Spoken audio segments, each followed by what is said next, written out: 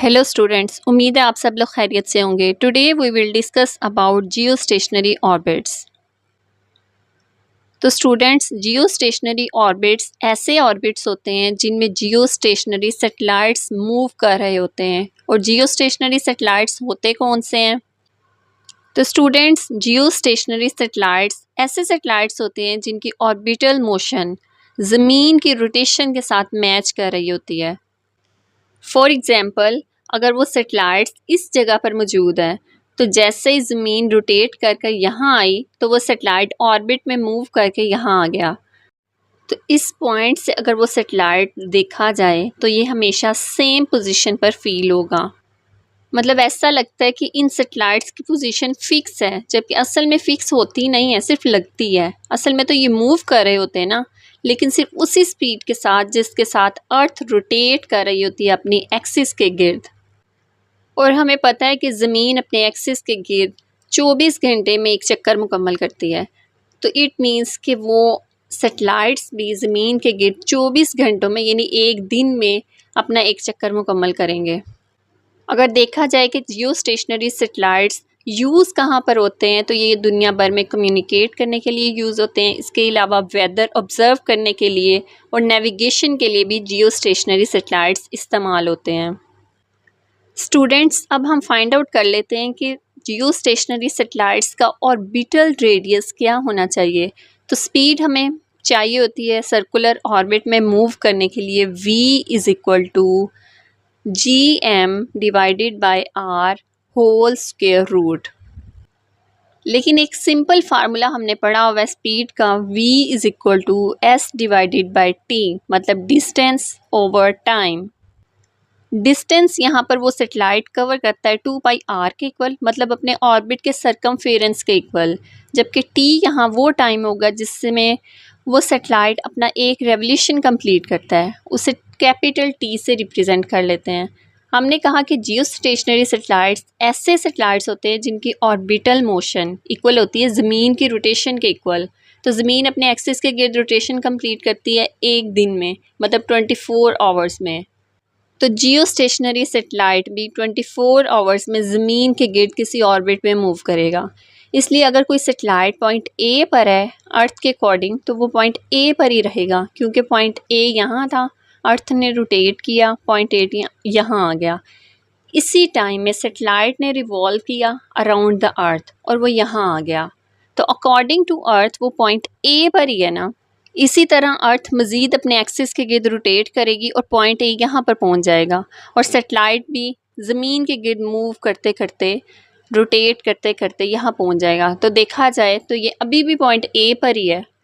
इसीलिए तो इसे जियो स्टेशनरी कहते हैं कि जब भी देखो उसी पॉइंट पर होता है। हालांकि ज़मीन भी मूव कर रही है और सैटेलाइट भी। अच्छा, हम निकाल लेते हैं इसका रेडियस कि जियो स्टेशनरी सैटेलाइट का ऑर्बिटल रेडियस क्या होगा कि वो ज़मीन के गिर्द रोटेशन के अकॉर्डिंग मूव कर सकें। तो हमने अभी कुछ देर पहले दो इक्वेशंस लिखी थी, v = whole square root gm divided by r और v = 2πr divided by capital T। इन दोनों को कंपेयर करें तो हमारे पास आता है whole square root gm divided by r = 2πr divided by T। दोनों तरफ अगर स्क्वायर लें तो स्क्वायर रूट ख़त्म हो जाएगा। gm divided by r = 2πr divided by capital T whole square. Square को सॉल्व कर लेते हैं तो gm divided by r = 4π square r square divided by t square. हमने असल में यहाँ से रेडियस फाइंड आउट करना है, तो इसको इक्वल के एक तरफ रहने दें और बाकी सारी टर्म्स को इक्वल के दूसरी तरफ ले जाएं। तो हमारे पास यूँ आएगा gmt² divided by 4π square = r square into r। यहाँ r स्क्वायर और r को मल्टीप्लाई करेंगे तो r³ हो जाएगा। So r³ = gmt² divided by 4π square. हमने फाइंड आउट करना है r, तो इसके लिए दोनों तरफ क्यूब रूट ले लेते हैं, मतलब पावर 1/3। r³ की 1/3 ले लेते हैं = gmt² डिवाइडेड बाय 4π स्क्वायर। इसकी भी 1/3 ले लेते हैं, होल 1/3 ले लेते हैं। तो यहाँ r की 1/3 से कैंसिल हो जाएगी और बाकी रह जाएगा r is equal to GMT square divided by 4 pi square 1/3। अब यहाँ पर g की वैल्यू है, कैपिटल G की value 6.67 multiply 10⁻⁻11 newton metre square kg पर सेकेंड स्क्वेयर, और कैपिटल M यानी mass of earth that will be equal to 6.64 multiply 10⁻24 kilogram, और T कैपिटल T यहाँ था 24 आवर्स टोटल टाइम जो था। इसको भी सेकंड्स में कन्वर्ट कर लेंगे और पाई इज इक्वल टू 3.14। तो जब इन सारी वैल्यूज़ को इस इक्वेशन में पुट करके सॉल्व करेंगे तो हमारे पास फाइनल आंसर आ जाएगा r is equal to 4.23 multiply 10⁻4 kilometre. तो ये है वो फाइनल रेडियस उस ऑर्बिट का जिसमें अगर कोई सैटेलाइट रिवॉल्व करे तो वो अर्थ के अकॉर्डिंग एक पर्टिकुलर पॉइंट पर ही रहेगा।